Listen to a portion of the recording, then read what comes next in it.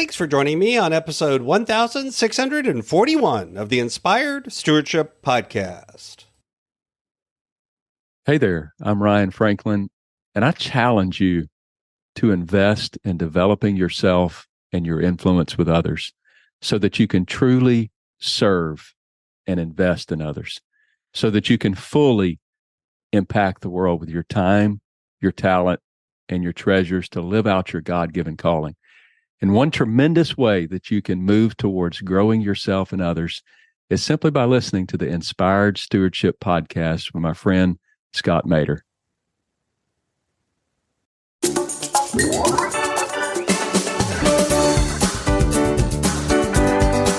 Of others to what they need us to do and for what they need to share with us.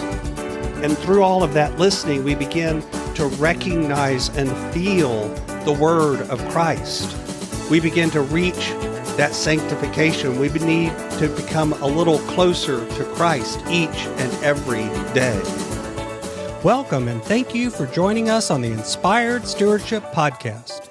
If you truly desire to become the person who God wants you to be, then you must learn to use your time, your talent, and your treasures for your true calling. In the Inspired Stewardship Podcast, you will learn to invest in yourself, invest in others, and develop your influence so that you can impact the world.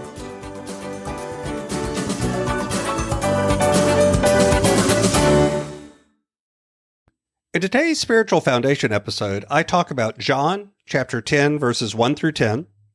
I talk about how we need to listen to follow Christ. And I also share how, like all things, listening and following isn't passive, but active for the Christian. John chapter 10, verses 1 through 10 says, "Very truly I tell you, anyone who does not enter the sheepfold by the gate, but climbs in by another way is a thief and a bandit. The one who enters by the gate is the shepherd of the sheep. The gatekeeper opens the gate for him, and the sheep hear his voice. He calls his own sheep by name and leads them out. When he has brought out all his own, he goes ahead of them, and the sheep follow him because they know his voice.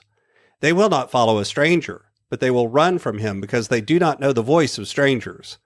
Jesus used this figure of speech with them, but they did not understand what he was saying to them.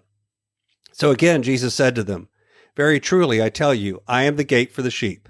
All who came before me are thieves and bandits, but the sheep did not listen to them. I am the gate. Whoever enters by me will be saved and will come in and go out and find pasture. The thief comes only to steal and kill and destroy. I came that they may have life and have it abundantly." That last passage, "I came that they may have life and have it abundantly," is one of those great verses that you often see crocheted on pillows and put on various displays. It's a great one and one of my favorites. But in this case, you also have to think about, what does it mean and how do we get it? What do we need to do to experience this abundant life that Christ is talking about? If you read the rest of the passage, it seems to be implying or saying that we need to learn to listen.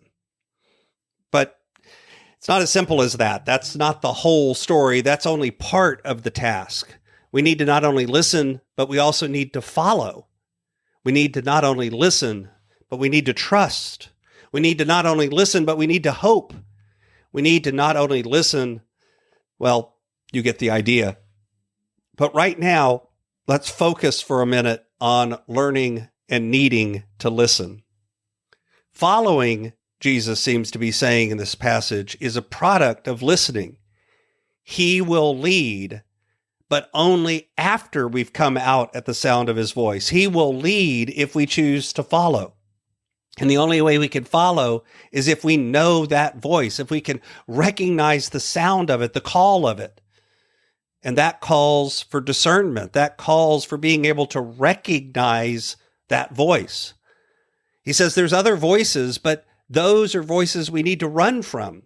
These are voices that don't have our welfare and our safety in mind. These are voices that don't want us to prosper and grow and to know the joys of that abundant life. So how do we recognize it? How do we know one from the other? How do we figure out which voice is his and which voice is the one that wishes us harm? And John doesn't necessarily explain a lot in these verses. John Wesley talks about this being a lifetime process called sanctification, the lifetime process of moving a little bit closer to Christ, a little bit more like Him. But John does hint at a few things in these verses. First, he points out that the shepherd knows our name. In other words, the call that we have on our hearts comes from Christ, and that means it should recognize us and resonate with the deepest essence of our being.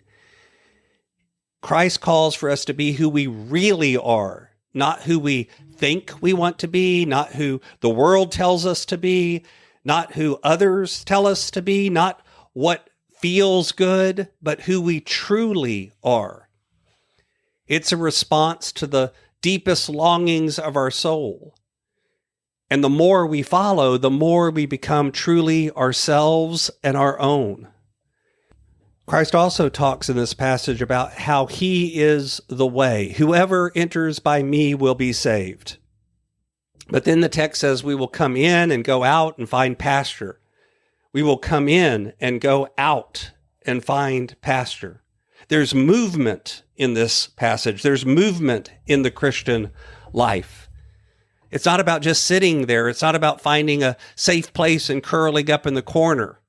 It's not about sitting back and waiting to be fed. No, instead, we find our sustenance in coming and going, in study and in service, in spending time with the Word and going out and sharing it. We are called to be coming and going and active throughout our lives. If we feel like we're getting pulled in too many directions, then we need to come back.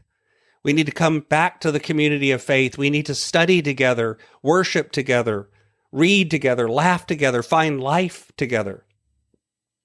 When our faith begins to stop feeling real and begin to just feel like theoretical head knowledge, then we need to go out. We need to go out and serve. We need to go out and help. We need to volunteer, find members of the community, help them with our hands, our voice, our teaching. We need to help and we need to heal. We need to go out and serve the world. And throughout it all, we are called to listen. Through the coming and the going, we are called to learn to listen. And honestly, that's the feedback that lets us begin to hear more clearly the word of Christ. Because we don't only listen to the word, we also listen to the needs of others, to the hope and the voice of others, to what they need us to do and for what they need to share with us. And through all of that listening, we begin to recognize and feel the word of Christ. We begin to reach that sanctification. We need to become a little closer to Christ each and every day. Thanks for listening.